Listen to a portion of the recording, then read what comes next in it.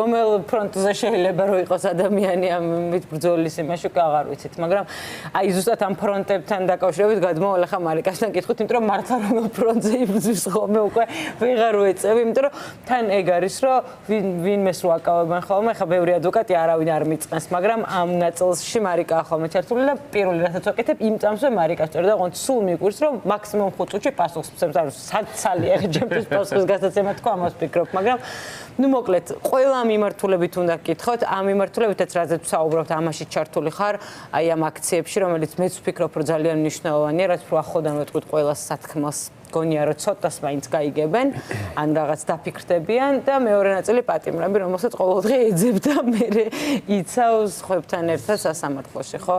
რანაირად როგორ ახერხებ? მოგესალმები პირველ რიგში და მივესალმები ჩვენს მაყურებელს, რა თქმა უნდა, ძალიან რთულია დღევანდელ დღეს აბსოლუტურად ასე ვთქვათ, მაქსიმალურად შეზღუდულ რესურსებით და შეზღუდულ ვითარებაში იყო აქტიური და იბრძოლო შენი ქვეყნისთვის, მაგრამ ვახერხებ და ძალას მაძლევს სწორედ ის ჩემი სამშობლოს სიყვარული და ხალხის სიყვარული, რომელიც ასე მოზღვავებულად მაქვს და მეც და თითოეულ ჩვენ აქ მყოფებს, ხომ? მოცემულ შემთხვევაში მოდი დავიწყებ დაკავებებით, იმიტომ რომ ამ წუთებში სწორედ გუშინ წინ დაკავებული 2 ადამიანი გადაყავთ უკვე სასამართლოში და მათი პროცესები გაიმართება. მე სანამ დავიწყებდი პოლიტიკურ საქმიანობას, საკმაოდ ბევრი წლის განმავლობაში ვიყავი მოქმედი ადვოკატი და რა თქმა უნდა ეს უნარები არ დამკარგვია ერთი პროფესიიდან მეორეში გადასვლით და საბედნიეროდ გამომადგა, ასე ვთქვათ, იმიტომ რომ ვახერხებ, რომ ჩემი ცოდნა და გამოცდილება უშუალოდ მოვახმარო ადამიანის უფლებებს და ისეც ადამიანის უფლებები არის ის მთავარი ღერძი, რაზეც დგას თლიანად ჩემი ღირებულებები. ამ ხნის განმავლობაში ჩვენ ავღნიშნეთ, ვისაუბრეთ სინდისის პატიმრებზე და პირველ რიგში მე მინდა რომ ვისარგებლო შემთხვევით აქედან მოვიკითხო თითოეული მათგანი და ვუთხრა მათ, რომ ჩვენ ყველაფერს ვაკეთებთ იმისთვის, რომ თქვენ ძალიან მალე დაიბრუნოთ ის თავისუფლება, რომელიც ფიზიკურადაც გეკუთვნით, თორემ მე დარწმუნებული ვარ, რომ თქვენზე თავისუფალი დღეს გარეთ მოსიარული ადამიანები ვერ არიან ნამდვილად, ბევრნი და ჩვენ ამ ბრძოლას აუცილებლად მივიყვანთ ბოლომდე თქვენი გაუტეხლობით, თქვენი გამბედაობით და ჩვენი გაუჩერებლობით. მათ გარდა, ანუ პირველ ეტაპზე დაკავებული 60-ზე მეტი სისხლის წესით სინდისის პატიმრის გარდა მინდა გითხრათ, რომ ჯამში ჩვენ გვყავს 120 ადამიანამდე სისხლის წესით დაკავებული სინდისის პატიმარი. ასევე მხოლოდ ოქტომბრის შუა რიცხვების შემდგომ ჩვენ გვყავს 150-მდე ადმინისტრაციული წესით დაკავებული, ქეთაშენც მათ შორის წარმოადგენენ ამ სტატისტიკაში, ხო? და ეს საგანგაშო მაჩვენებელია და ამის მიუხედავად, ანუ ჩვენ ყოველდღიურად ვხედავთ, როგორ ებრძვის ოცნება საკუთარ მოსახლეობას, საკუთარ მოქალაქეებს და იგონებს ახალ-ახალ წესებს. ეს იქნება გამკაცრებული ეგრეთ წოდებული კანონები, ფიზიკური ანგარიშწორება თუ დატყვევებები, ხო? და ამის მიუხედავად პროტესტი ვერ გააჩერეს, პროტესტი გრძელდება და უწყვეტ მოცემულობაშია.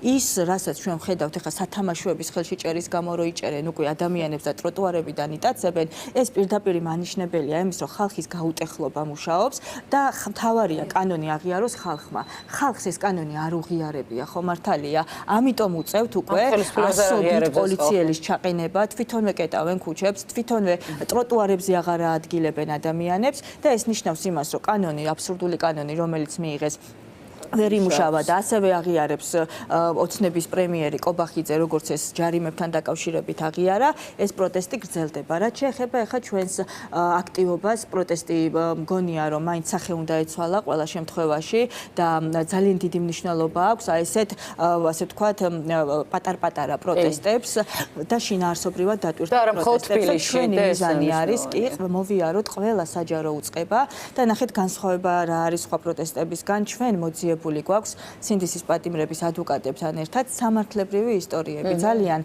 მარტივად ერთ გვერდზე გვაქვს წარმოდგენილი, რას ედავებოდნენ ამ ადამიანებს და რატომ არის ეს ბრალი უსაფუძვლო, ანუ რა უნდა დაემტკიცებინა პროკურატურას და რა ვერ დაამტკიცა და აი ამ ისტორიებს ჩვენ თითოეულ ამ საჯარო უწყებაში მისვლის შემდგომ ვაბარებთ კანცელარიაში იმისთვის რომ კანცელარიის სამშობლო მაინც ნახოს. რა თქმა უნდა ეს არის უბრალოდ აქტი და პერფორმანსი, მაგრამ ყველა დაინტერესებულ პირს შეუძლია რომ ეს ნახოს. ამას ჩვენ მე ამ ისტორიებს ერთიანად შევკრავთ, როდესაც 64-ვე ისტორია, ნუ ყველა ისტორია ვისაც სურვილი ექნება, გვექნება გაერთიანებული, თარგმნით და 123 მე მგონი.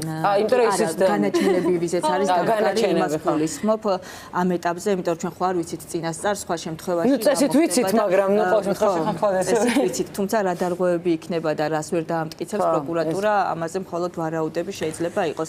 ნებისმიერ შემთხვევაში ეს არის ბრძოლა, ზურამ სწორად აღნიშნა ჩვენს მე ვიყავი ასე თქვათ გარდამტეხ პერიოდში, დაბადებული ვიყავი, პატარა ვიყავი, თუმცა ვიყავი, მაგრამ ამ თაობას, რომელიც ახლა ახალგაზრდები არიან, სტუდენტები არიან, ხოლო დამოუკიდებელი საქართველო აქვთ ნანახი. ჩვენ და არიციან მათ, მეც კი არ ვიცოდი, რას ნიშნავდა ადამიანის უფლებების დარღვევა.